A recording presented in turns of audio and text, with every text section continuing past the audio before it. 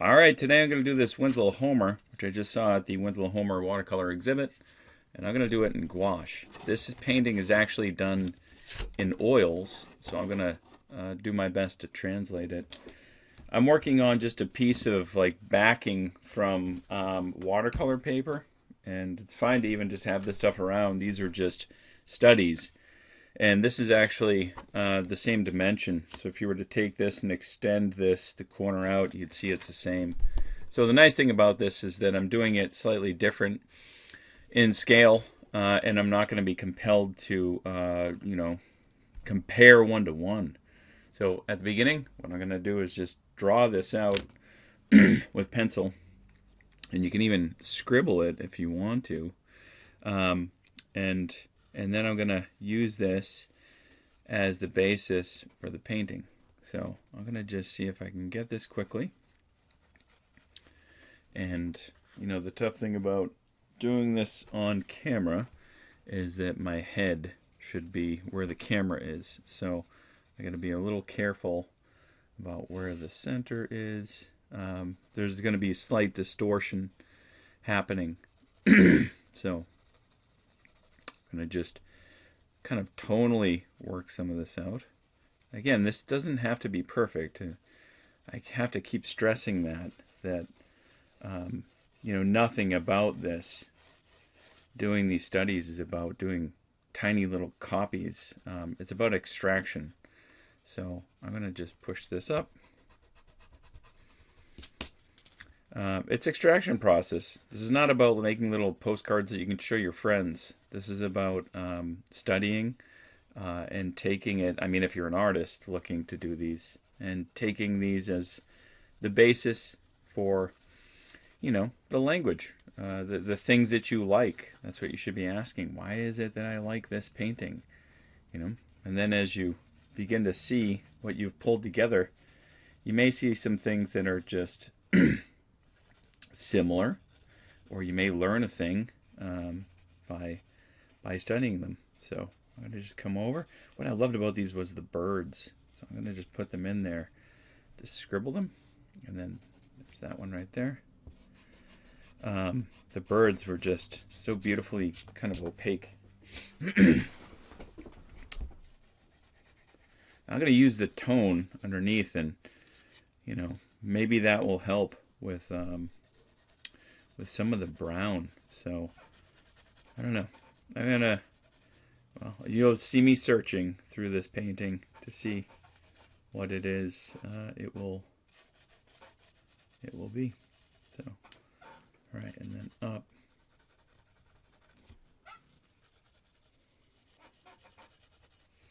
And this comes up here, down. Homer has such a beautiful palette, like a very, very small, like, color space that he's operating in. And there's some great quotes in which he says, I think a painting operates mostly in the grays. So it's very fascinating to kind of see a master like him and just the colors that he uses. He also said, which I love, I wouldn't cross the street to see a Bouguereau. He didn't like Bouguereau. He wasn't a fan of his work, and pretty funny. I'm going to put out some burnt umber and some yellow ochre. There we go. And also, I'm going to put out some white. Put that down here in the corner. And then I'm going to grab some ivory black.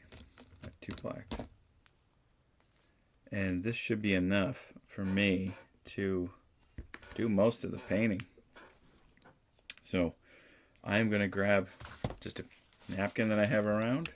The Klinsky sable brush. Look at that.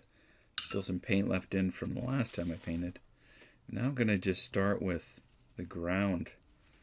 And, this is where the difference between this and watercolor is that it's a bit more opaque.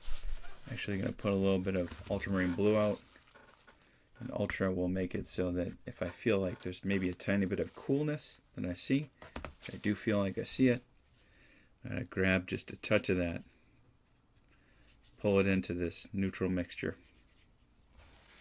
Alright, and let's go in here. Now the thing about gouache is that you're trying to find a consistency. And the cool thing is that you can kind of dab it because it's going to dry pretty fast. But I'm gonna just search at the beginning here for what this painting will be.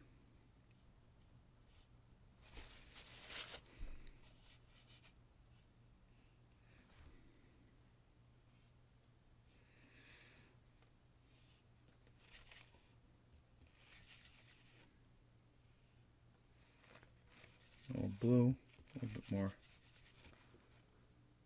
burn umber.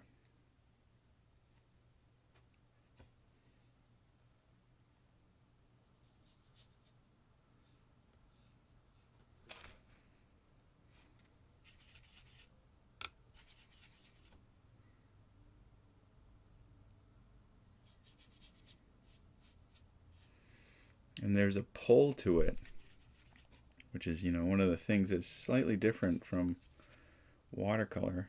It's kind of sister. Look at that. And that's very yellow ochre, right? So I'm going to just take a little bit of the blue, cut it, and you can see a bit more of a natural look.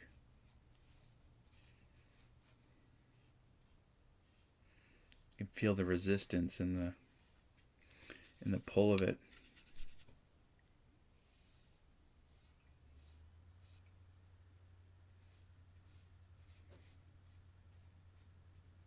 Search for it. Like, that's the fun of this too. Like, you're not going to get it in the first shot. Painting is not about like getting a swatch of something. It's about finding it, searching for it. It's actually the fun of it. All right. Now let's go up here. I'm going to get just burnt umber, just like in any burnt umber with a little bit of ultra. And if you want a little bit of black, it's going to be what I'm going to get for this. And I'm going to just get that notch there, dark spot. Just pull it down.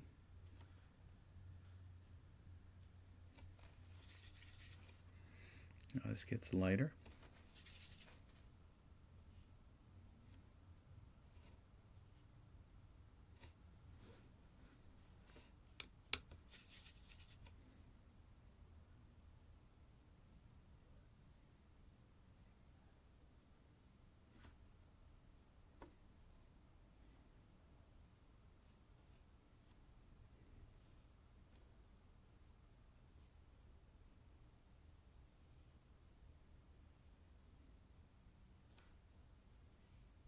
Get some of the dark marks in there. You can see the pattern of it, and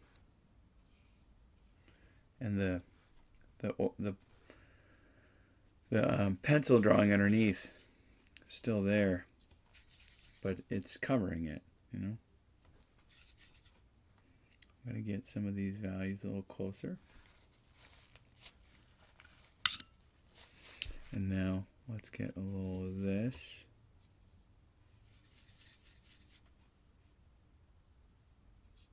White to go lighter.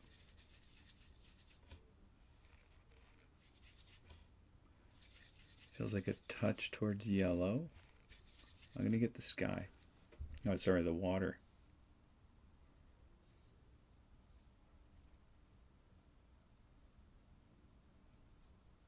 Beautiful thing is, see that? You can go right over it.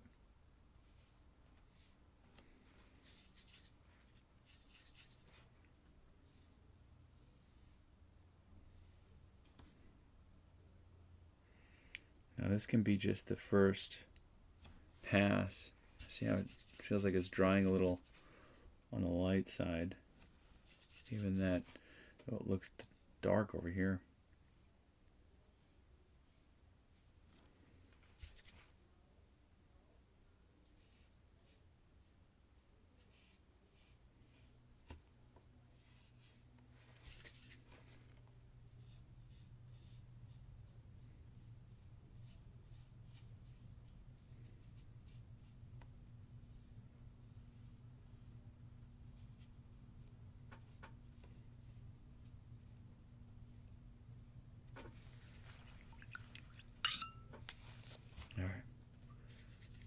Get a little bit more white.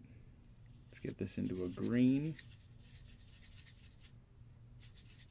Greenish, I should say. Right at the top there.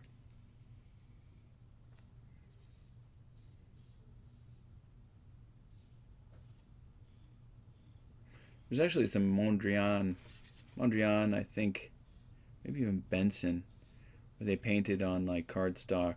Not that you want to do this for professional work. I think it's fine for like studies and stuff. But begin to think that like if you do like it, maybe that's the color of the ground that you want to make your painting, you know? And then that's where, how do you translate it over? Let's go back in here. Go back into the blue. And I'm going to just, too light now.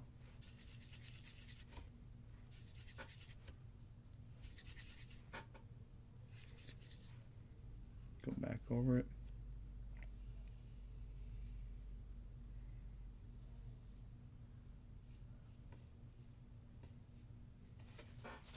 There we go. All right. Now, back in here. And crossing over. See how these are just making like nice, beautiful grays? That's where a lot of good painting is. All right.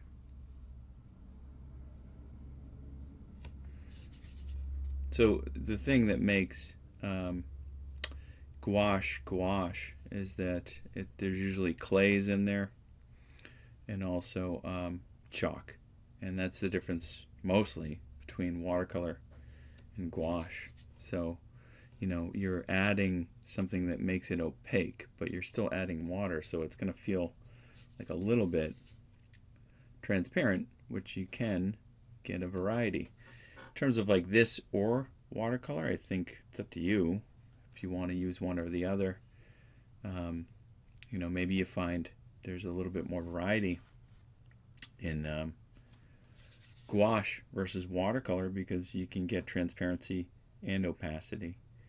But try them both out. You know, I prefer watercolor. I'm not a huge fan of gouache, but I have used gouache and I've taught it at Mass Art in Boston in media techniques class, where we really just kind of survey different media. Right, so then we find a color and it's like, okay, that feels maybe closer now to what all this is. Now I can bring it down, go over it, actually enjoy that I didn't get it right first time, because now I can bring a bit more variety in through it.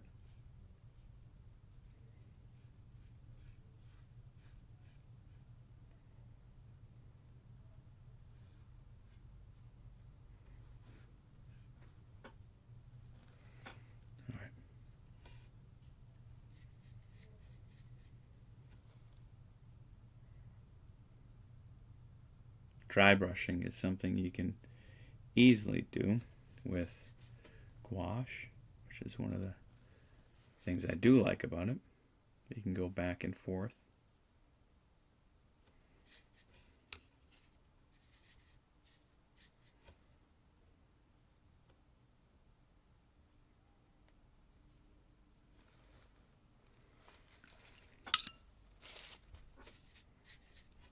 All right, and then you can go over even the top there to get that kind of, looks like you feel like half tone of the rocks. Again, look at the abstraction of this.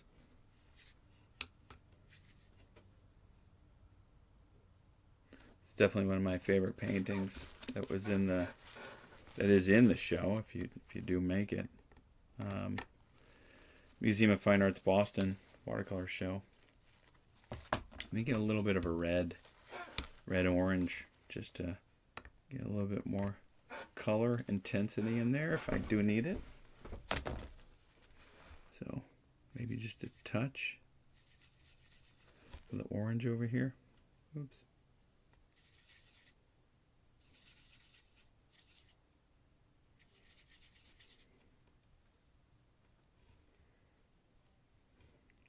Darker.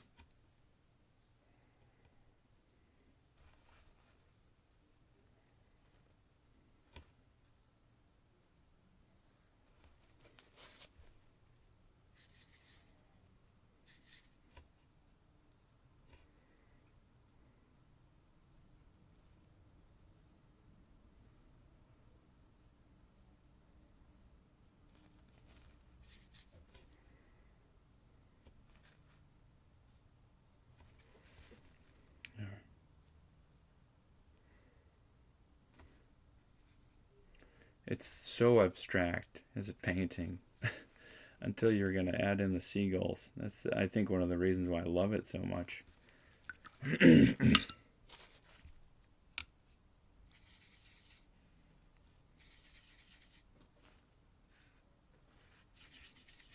How light that feels.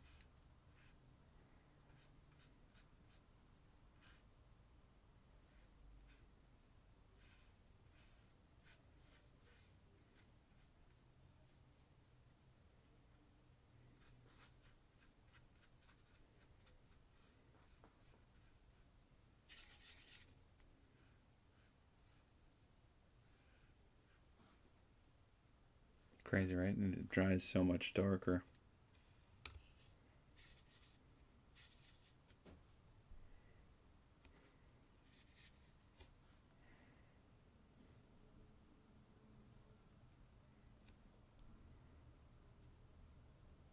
Dry brush.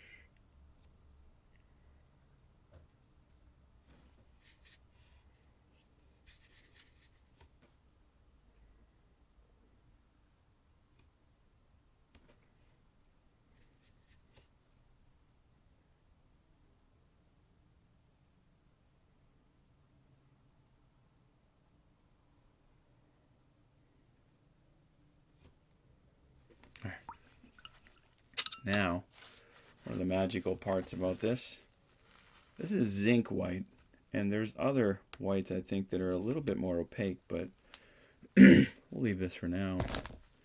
Even though, let me get this.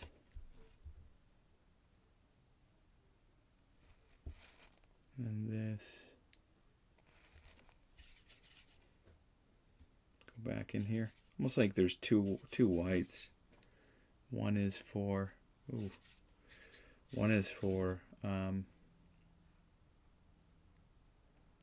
too light. Like your clean white, you know. The other one is like, not that you want dirty white, but I can pull out of that, pull into it, I should say.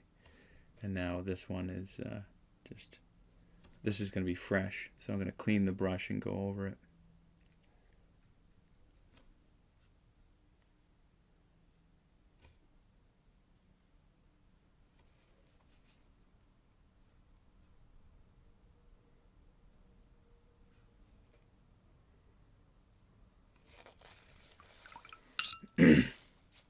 So like this, I'm going to just take it, just like, almost like spackle it to get it pretty thick. And I'm just going to go over it and just hammer it on there, you know.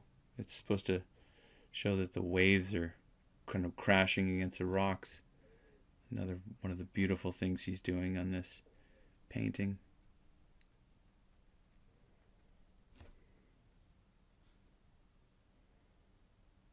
And then you can just kind of cake it on, you know. And then the other beautiful thing is just that he's got these seagulls.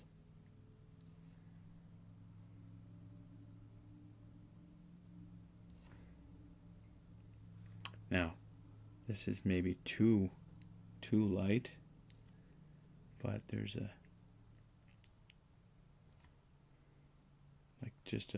it's funny, it's like the archetypal bird shape, but you know exactly what they are when you see them, you know. And then here's just more, you know. And again, it's not that I'm trying to do a mini little painting of it. It's just like, oh, that's interesting. Are we aware of the composition as we're making it? You know, are we thinking about all this stuff? Why did he put it here? It's not that he saw seagulls there, because obviously, you know, seagulls are going to move.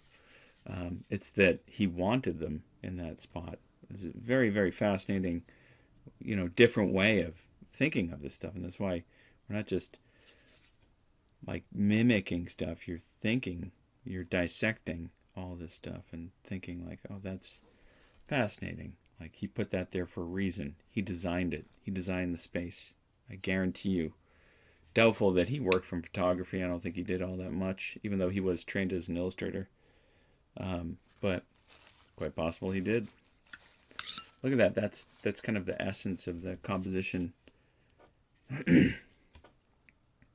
Let's get this darker. And here just golden, darker.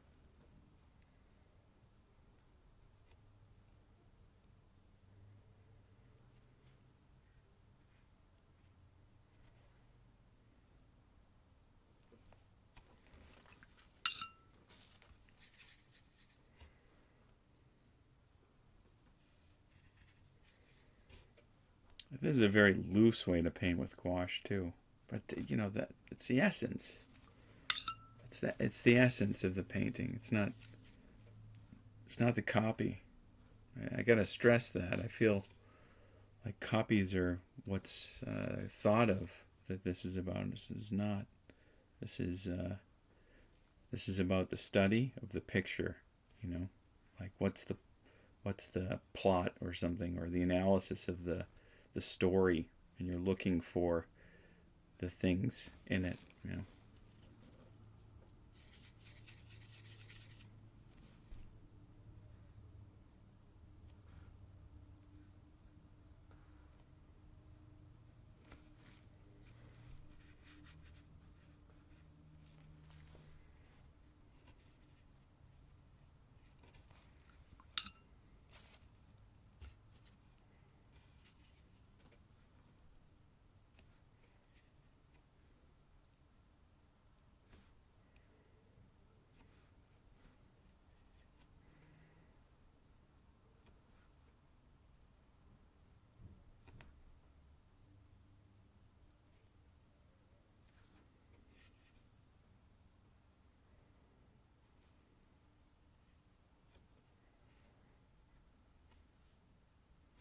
Even like spackle that on if you want. Thick. You know. And just draw a little bit. Design it. All right, and then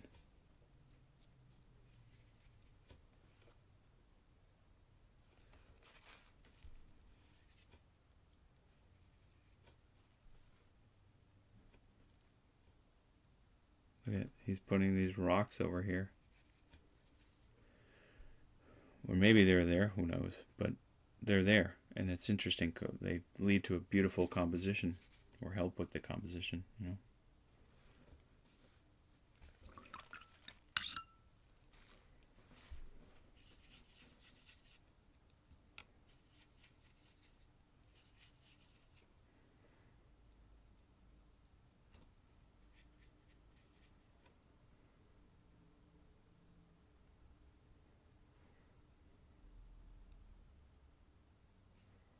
Again, there it is. There's the dry brushing right in there.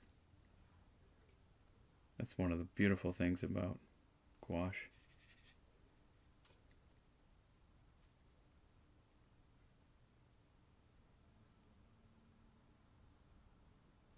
Illustrators used to use gouache a ton because it allowed them to work with a medium that would dry pretty fast. Saltpepper did beautiful gouaches. There's a little boat on the horizon. Now I see it.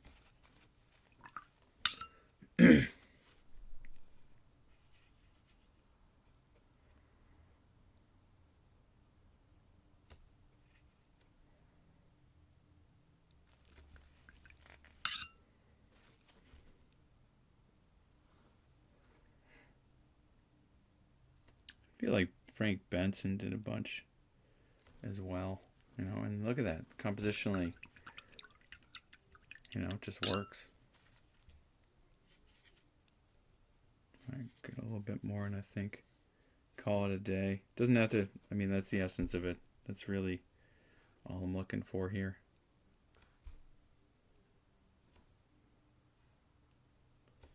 Touch more. And then there's like just a note of like right there, like a little orange.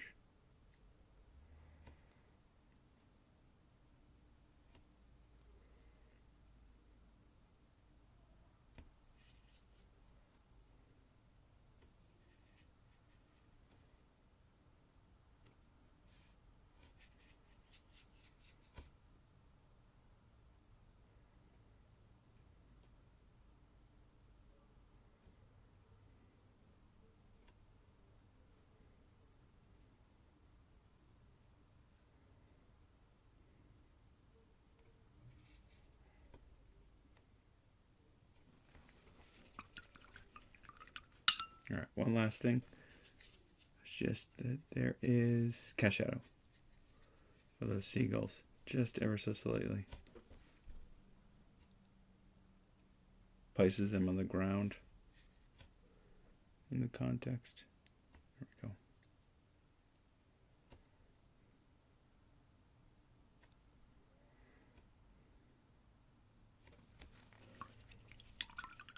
All right, I think that's good enough. I mean, it's got the essence, and the beautiful thing is that it picks up a lot of the ground. So wait for it to dry and, analyze it after. But, it's gouache.